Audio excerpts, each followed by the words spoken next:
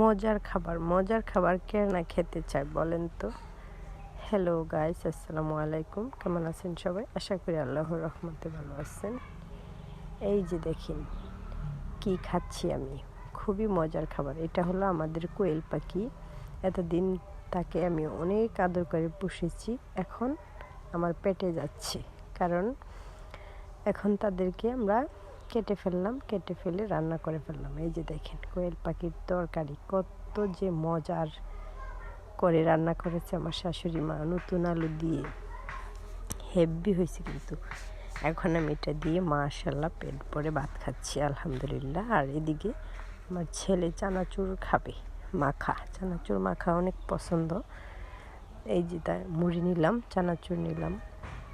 আর যে ঠান্ডা পড়ছে, ঠান্ডার মধ্যে তো চানাচুর মাখা, মুড়ি মাখা এগুলোই তো খুব পছন্দের হয়, আর খেলে কিন্তু শরীরও গরম হয়। তাই এই যে বিকাল করে বাচ্চাদেরকে চানাচুর মাখে দিলাম।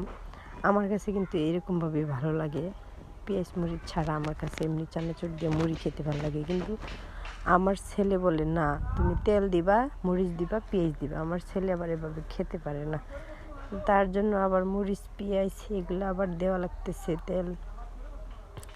আর খুবই শীত পড়ছে গ্রামে তো অনেক শীত, আর রৌদ্র উঠে না, রৌদ্রের মুখ দেখা যায় না।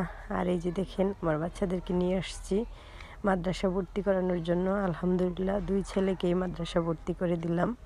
সবাই দোয়া করবেন আল্লাহ যেন ওনাদেরকে হেফাজতে রাখে, ভালো রাখে, ভালো করে মন দিয়ে পড়াশোনা করতে পারে। গ্রামও মনে করেন কি খরচ কম না, এই যে অনেক খরচ। তারপরে 2 বাচ্চাকে মাদ্রাসা দিয়ে দিলাম আলহামদুলিল্লাহ। আর বড় ছেলেকে 9-এ দিলাম, 8-এ পরীক্ষা দিয়ে আসছে বড় ছেলে, তাকে 9-এ দিলাম। আর এই ছোট 2টাকে মাদ্রাসা দিলাম আল্লাহর হেফাজতে। আল্লাহ যদি বড় রহমত দান করে তাদেরকে। সবাই দোয়া করবেন আমাদের ছেলেদের জন্য, আল্লাহ যেন তাদেরকে পড়াশোনা ভালো করে। আলহামদুলিল্লাহ 2 ছেলেই পরীক্ষা পাশ করছে ভালো নাম্বার পেয়ে, আগামীতে যেন ভালো নাম্বার পায় আল্লাহর কাছে দোয়া করি। আপনারা সবাই দোয়া করবেন। এই যে নতুন বই। আর এদিকে তো আমার শাশুড়ি মা ডাল বোনা করতেছে, ডাল বোনা দিয়ে শিরা নাস্তা খাবো। আর এই যে দেখেন আটা আমি মেখে নিচ্ছি, রুটি বানিয়ে দিব ওনাকে।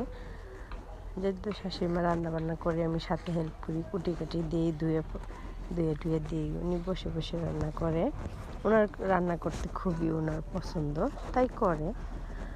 আর সবাই মিলেমিশে কাজ করাটাই ভালো একটা ফ্যামিলির মধ্যে, আমি মনে করি।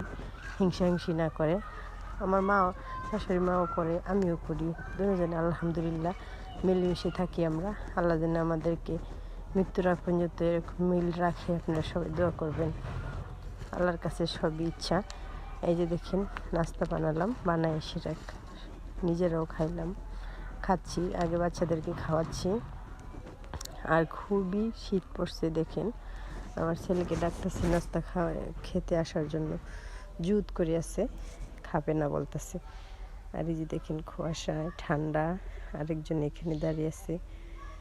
মানে বাচ্চাদের একটা মর্জি থাকে, বুঝছেন, কিছু করার নাই। আরেকজনে তো লেপের তলে শুয়ে আছে, বলতেছি উঠো, তোমাকে নিয়ে মাদ্রাসা যাব আজকে ভর্তি করানোর জন্য। আর আরাম করা যাবে না, অনেক দিন আরাম করছো। এই যে উঠাইয়া মুখ ধোয়া নাস্তা করে তারপরে নিয়ে গেলাম। এটা তো মায়েদের দায়িত্ব, কাজ, আর আমাদের তো এটা করতেই হবে, তাদের পিছু লেগে থাকাই আমাদের কাজ।